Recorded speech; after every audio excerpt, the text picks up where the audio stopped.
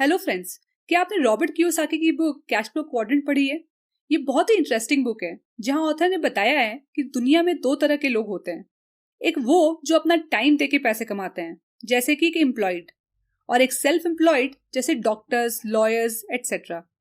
ये लोग एक्टिवली काम करते हैं तभी ये पैसे कमा सकते हैं। और दूसरी तरफ वो लोग होते हैं जो खुद काम करे ना करे पर उनको पैसा आते रहता है, जैसे कि एक बिजनेस ओनर, जहां उन्होंने एक सिस्टम बनाया है जहां दूसरे लोग उनके लिए काम करते हैं, जैसे कि एम्प्लॉइज। और दूसरे हैं इन्वेस्टर्स, जिनका पैसा उनके लिए काम करता है और उन्हें पैसा बना के देता है। और अगर आपको फाइनेंशियली फ्री होना है तो आपको एक्टिव इनकम से निकल के पैसिव इनकम क्रिएट करना पड़ेगा। दुनिया के सबसे अमीर इन्वेस्टर्स में से एक हैं वॉरेन बफे, जो कहते हैं, if you don't find a way to make money while you sleep, you have to work until you die. यानी आप काम करो ना करो, आपको इनकम आती रहनी चाहिए, तभी आप सही मायने में फाइनेंशियली फ्री हो सकते हो। अब बड़ा बिजनेस बनाना हम सबके लिए पॉसिबल नहीं है, पर इन्वेस्टमेंट करके हम अपने लिए पैसिव इनकम क्रिएट कर सकते हैं। होप आपको ये क्लियर हो गया होगा कि आप अभी कहाँ हो और आपको जाना कहाँ है। और आज इस वीडियो में हम समझेंगे कि कैसे हम अपनी एक्टिव इनकम से पैसिव इनकम क्रिएट कर सकते हैं। पैसिव इनकम अर्न करने के बहुत सारे तरीके हैं। पहला, आप किसी फिक्स्ड इनकम इंस्ट्रूमेंट में इन्वेस्ट कर सकते हो, जैसे कि fixed deposit, public provident fund, bonds etcetera, जहां से आपको एक फिक्स्ड इनकम आएगी। अगर आप अपना पैसा यहाँ इन्वेस्ट करते हो तो आपको ऑन एन एवरेज 6 से 7% इंटरेस्ट आएगा, जो कि करंट इन्फ्लेशन से भी कम है। यानी कि आपका पैसा एक्चुअली ग्रो नहीं होगा। अगर आप बॉन्ड्स जैसे कि कॉर्पोरेट बॉन्ड्स में इन्वेस्ट करते हो तो यहाँ से आपको बेटर इंटरेस्ट आ सकता है, पर प्रॉब्लम ये है कि रिटेल इन्वेस्टर्स को इसकी इतनी नॉलेज नहीं है। बॉन्ड्स पे I will make a separate video कि कैसे एक रिटेल इन्वेस्टर यहाँ इन्वेस्ट करके अपने लिए एक फिक्स्ड इनकम क्रिएट कर सकता है। दूसरा ऑप्शन है कि आप रियल एस्टेट में इन्वेस्ट कर सकते हो, जहां से आपको रेंटल इनकम आता रहेगा और कुछ साल में आपकी प्रॉपर्टी की वैल्यू भी बढ़ जाएगी। बट प्रॉब्लम यह है कि प्रॉपर्टी बाय करने के लिए बहुत सारे पैसे चाहिए, और एक मिडिल क्लास के लिए पहली प्रॉपर्टी का मतलब है अपना घर, और दूसरी प्रॉपर्टी वो ले नहीं पाता। तीसरा ऑप्शन है कि हम डिविडेंड पेइंग स्टॉक्स खरीद लें, जिससे हमें रेगुलर डिविडेंड इनकम आता रहे। और आज इस वीडियो में हम समझेंगे कि कैसे हम डिविडेंड इनकम से एक पैसिव इनकम क्रिएट कर सकते हैं और अर्ली रिटायर हो सकते हैं। इसे हम दो पार्ट में समझेंगे। पहले पार्ट में समझेंगे डिविडेंड क्या होता है और क्या एक मिडिल क्लास डिविडेंड इनकम से रिटायर हो सकता है, और दूसरे पार्ट में समझेंगे कि हम कैसे गुड डिविडेंड पेइंग स्टॉक्स को फाइंड कर सकते हैं और उसमें इन्वेस्ट कर सकते हैं। तो सबसे पहले समझते हैं डिविडेंड क्या होता है। जब आप एक कंपनी के शेयर खरीदते हो तो आप उस कंपनी के शेयर होल्डर बन जाते हो, यानी उस कंपनी का एक छोटा ही सही आप उसके ओनर बन जाते हो। और एज ए शेयर होल्डर आप दो तरीके से इनकम अर्न कर सकते हो। पहला है buy low sell high. For example, let's say आपने कंपनी एबीसी का शेयर खरीदा 200 रुपए में, और अब इस कंपनी का प्राइस ऊपर चला जाता है 220 रुपए, और आप इस शेयर को बेच देते हो और 20 रुपए का प्रॉफिट कमाते हो। इसे हम कैपिटल गेन कहते हैं। दूसरा है बाय एंड होल्ड, यानी आप उस शेयर को सेल नहीं करते। और अगर आप दुनिया के सबसे अमीर लोगों का पोर्टफोलियो देखोगे तो इन लोगों ने अपना वेल्थ स्टॉक्स को होल्ड करके ही बनाया है। जब आप कंपनी के शेयर्स होल्ड करते हो तो ये कंपनी आपको डिविडेंड पे करती है। कंपनी अपने बिजनेस से जो प्रॉफिट अर्न करती है उसके पास ऑप्शन होता है कि या तो वो इस प्रॉफिट को वापस से बिजनेस में री इन्वेस्ट कर दे और बिजनेस को ग्रो करे। इससे उसका शेयर प्राइस बढ़ता है और उससे हमारे इन्वेस्टमेंट की वैल्यू बढ़ती है। और लेट्स से अगर कंपनी के पास अभी कोई अपॉर्चुनिटी नहीं है जहां वो पैसे को री इन्वेस्ट कर सके, तो बोर्ड ऑफ डायरेक्टर्स डिसाइड करते हैं कि वो इस पैसे को शेयर होल्डर्स में डिस्ट्रीब्यूट कर देंगे एज डिविडेंड्स, और इससे हमारा बैंक बैलेंस ग्रो होता है। तो दोनों ही सिचुएशन में शेयर होल्डर को मुनाफा होता है। अब लेट्स से इस एग्जांपल में कंपनी एबीसी ने 100% डिविडेंड डिक्लेयर किया। एज अ शेयर होल्डर आप बहुत खुश हो गए कि आपको 200 रुपए का 100% यानी 200 रुपए डिविडेंड मिलेगा। जी नहीं, कंपनी जो डिविडेंड डिक्लेयर करती है वो मार्केट प्राइस पे नहीं होता, बल्कि उसके फेस वैल्यू पे होता है, और इस कंपनी का फेस वैल्यू है 1 रुपए। तो इसका 100% यानी 1 रुपए पर शेयर आपको डिविडेंड मिलेगा। इसीलिए हमें कभी भी डिविडेंड डिक्लेयर नहीं देखना चाहिए, बल्कि डिविडेंड यील्ड देखना चाहिए। डिविडेंड यील्ड मार्केट प्राइस पे बेस्ड होता है, which is dividend per share divided by market price of share. यानी इस एग्जाम्पल में 1 rupee divided by 200 rupees equals to 0.5%। इसे आप एक इंटरेस्ट इनकम की तरह समझ सकते हो। जैसे अगर आपने 1 लाख इन्वेस्ट किया तो आपको 0.5% यानी 500 रुपए डिविडेंड इनकम मिलेगा। अब इस छोटे से डिविडेंड इनकम को देख के बहुत लोग कहेंगे कि इससे अच्छा तो हम किसी फिक्स डिपॉजिट में इन्वेस्ट कर देते हैं, जहां से हमें साल का 6% तो इंटरेस्ट आ ही जाएगा। तो इस पे एक बहुत ही इंटरेस्टिंग स्टोरी है, उसे सुनते हैं। 2 भाई हैं, अमित और सुमित। उनके फादर ने प्रॉपर्टी का बंटवारा किया और दोनों को 10-10 लाख बराबर हिस्सा दे दिया। सुमित 10 लाख से एफडी बुक कर देता है, जहां से उसे on an average 6% yearly interest income आता है। वहीं दूसरी तरफ अमित 10 लाख से एक कंपनी के शेयर्स खरीद लेता है, जिसका मार्केट प्राइस उस समय 1,000 रुपए होता है, और वो इस शेयर को खरीद के होल्ड करता है। सुमित को हर साल अपने फिक्स डिपॉजिट से 6% इंटरेस्ट यानी 60,000 आता है, और वो इस एक्स्ट्रा इनकम को अपने बॉन्ड्स पे यूज कर लेता है। दूसरी तरफ अमित को भी अपने इन्वेस्ट किए हुए शेयर से कुछ डिविडेंड इनकम आता है, जो कि बहुत ही छोटा अमाउंट होता है। इसे देख के सुमित उस पे हंसता है कि इतने छोटे से अमाउंट से वो क्या करेगा।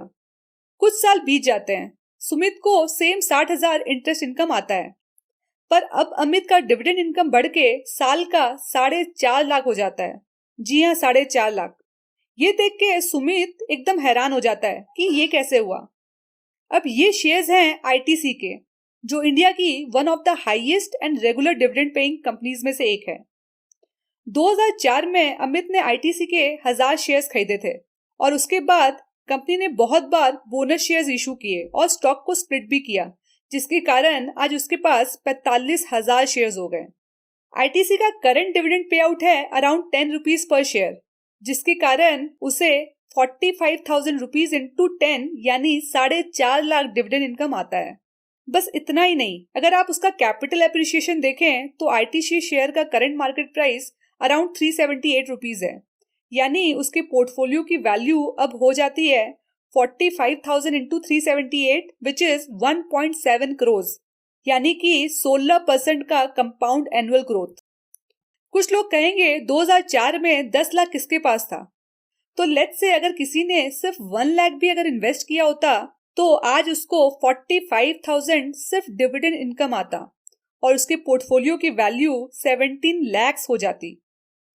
पॉइंट ये नहीं है कि आपने उस समय आईटीसी के शेयर्स में इन्वेस्ट किया कि नहीं। पॉइंट ये है कि जब भी हम स्टॉक मार्केट में बेनिफिट की बात करते हैं तो हम सिर्फ बाय लो और सेल हाई की बात करते हैं, और हमारा रिटर्न कितने रेट में कंपाउंड होगा उसकी बात करते हैं, पर हम कभी भी power of compounding in dividend income की बात नहीं करते। और power of compounding in shares तो कोई सोचता ही नहीं है, और यही कारण है मेजॉरिटी लोग डिविडेंड इनकम की पावर को समझ ही नहीं पाते। कुछ साल वो स्टॉक्स को होल्ड करते हैं और जैसे ही उन्हें 2x, 5x, 10x रिटर्न मिलता है वो स्टॉक को सेल कर देते हैं और प्रॉफिट को बुक कर लेते हैं। अगर आप वॉरेन बफे का पोर्टफोलियो को स्टडी करो तो इन्होंने अपनी लाइफ में कभी भी स्टॉक्स को सेल नहीं किया, और अगर सेल किया भी है तो सिर्फ उन कंपनीज के स्टॉक्स को सेल किया है जिसके फंडामेंटल्स ही खराब हो गए हो। वॉरेन बफे के पोर्टफोलियो का एक स्टॉक है कोक, जिसे वॉरेन बफे ने कभी सेल नहीं किया, उसे होल्ड करके रखा। और अगर हम इनकी इनकम को और कंपनी के सीईओ की इनकम को कंपेयर करें तो 2022 में कोको कोला से उनको $704 मिलियन का सिर्फ डिविडेंड इनकम आया, जो कि एक पैसिव इनकम है। वहीं कोको कोला कंपनी के सीईओ जो एक्टिवली बिजनेस चला रहे हैं, उसका टोटल कॉम्पेंसेशन $22.8 मिलियन था। एक शेयर होल्डर का पैसिव इनकम उस कंपनी के सीईओ के एक्टिव इनकम से कहीं गुना ज्यादा था, क्योंकि उसने कंपनी के स्टॉक्स में इन्वेस्ट किया और उसे होल्ड किया। तो अब क्वेश्चन आता है कि क्या एक मिडिल क्लास डिविडेंड इनकम से रिटायर हो सकता है? तो आंसर है हो सकता है। आपको बस अच्छे स्टॉक्स को बाय करना है और उसे होल्ड करना है, जैसे वॉरेन बफे या कोई भी सक्सेसफुल इन्वेस्टर्स करते हैं, और पावर ऑफ कंपाउंडिंग से उसे ग्रो होने देना है। अब नेक्स्ट क्वेश्चन आता है कि गुड डिविडेंड पेइंग स्टॉक्स कैसे फाइंड करें? अगर किसी कंपनी का डिविडेंड यील्ड हाई है तो क्या हमें वो स्टॉक खरीद लेना चाहिए? इसे एग्जाम्पल से समझते हैं। अगर आप कोल इंडिया का डिविडेंड यील्ड देखो तो ये 11.14% का है, जो कि एक फिक्स डिपॉजिट के रिटर्न से कहीं ज्यादा है। तो क्या हमें ये स्टॉक खरीद लेना चाहिए? जी नहीं, क्योंकि अगर हम इसका कैपिटल एप्रिसिएशन देखें तो जिसने भी 5 साल पहले इस कंपनी में इन्वेस्ट किया था तो उसका कैपिटल एप्रिशिएट होने की जगह डेप्रिशिएट हुआ है, यानी कैपिटल लॉस हुआ है। वहीं जिन लोगों ने ये स्टॉक्स को इस डिप में खरीदा होगा तो उन्हें कैपिटल एप्रिसिएशन हुआ होगा। जब भी आप एक स्टॉक को बाय करते हो लॉन्ग टर्म के लिए तो आपको सबसे पहले ये समझना चाहिए कि क्या ये ग्रोइंग सेक्टर है, क्या ये कंपनी का फ्यूचर ग्रोथ पॉजिटिव है, क्या इसका करंट प्राइस अगले 10-20 साल में अप्रिशिएट होगा। अगर नहीं तो आपको ये स्टॉक बाय नहीं करना चाहिए इंस्पाइट कि इसका डिविडेंड यील्ड हाई है, क्योंकि जब हम डिविडेंड पेइंग स्टॉक्स में इन्वेस्ट करेंगे तो हम सिर्फ डिविडेंड इनकम को नहीं देखते, हम कैपिटल एप्रिसिएशन को भी देखेंगे। इसीलिए सिर्फ हाई डिविडेंड यील्ड को देख के किसी भी स्टॉक को बाय ना करें। हमें वो स्टॉक्स खरीदना चाहिए जिसका डिविडेंड यील्ड डिसेंट है और उसके साथ साथ उसका कैपिटल भी एप्रिशिएट हो। इसके लिए हम एक ऑनलाइन स्क्रीनर यूज करके इन क्राइटेरिया के बेसिस पे स्टॉक्स को फिल्टर करेंगे। पहला, market cap more than 100 crore, यानी हम उन कंपनीज को हटा देंगे जो एकदम छोटी है या जिसका इंफॉर्मेशन इजीली अवेलेबल नहीं होता। दूसरा, डिविडेंड यील्ड मिनिमम 3% का हो और तीसरा, ROCE 15% से ज्यादा हो। अब इन क्राइटेरिया के बेसिस पे मुझे 94 कंपनीज मिली जिसे हमें फर्दर एनालाइज करना है। जैसे कि इनका हर साल सेल्स ग्रो होना चाहिए, कंपनी का डेट लेवल लो होना चाहिए, कंपनी के मैनेजमेंट इंटीग्रिटी में कोई इशू नहीं होना चाहिए, कंपनी के पास कोई स्ट्रॉन्ग इकोनॉमिक मोट होना चाहिए।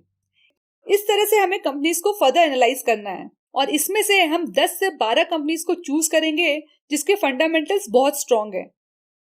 डिविडेंड पेइंग स्टॉक का पोर्टफोलियो बनाते वक्त आपको ध्यान रखना है कि ये आपके मास्टर पोर्टफोलियो से अलाइंड है। फॉर एग्जाम्पल, आप इस पोर्टफोलियो में कोई स्पेसिफिक सेक्टर के सारे स्टॉक्स ना बाय करें, जैसे कि FMCG, या फिर सारे स्टॉक स्मॉल कैप वाले ही ना खरीद लें। ऐसा करने से आपके ओवरऑल पोर्टफोलियो का रिस्क और रिटर्न इम्बैलेंस हो जाएगा और आपका ऑब्जेक्टिव मीट नहीं होगा। होप आपको इस वीडियो से कुछ सीखने मिला होगा। लाइक करके जरूर बताएं। ऐसे ही इन्वेस्टिंग रिलेटेड वीडियोस देखने के लिए आप मेरे चैनल को सब्सक्राइब कर सकते हो और अपने फैमिली एंड फ्रेंड के साथ शेयर कर सकते हो। तो मिलते हैं नेक्स्ट वीडियो में। Take care.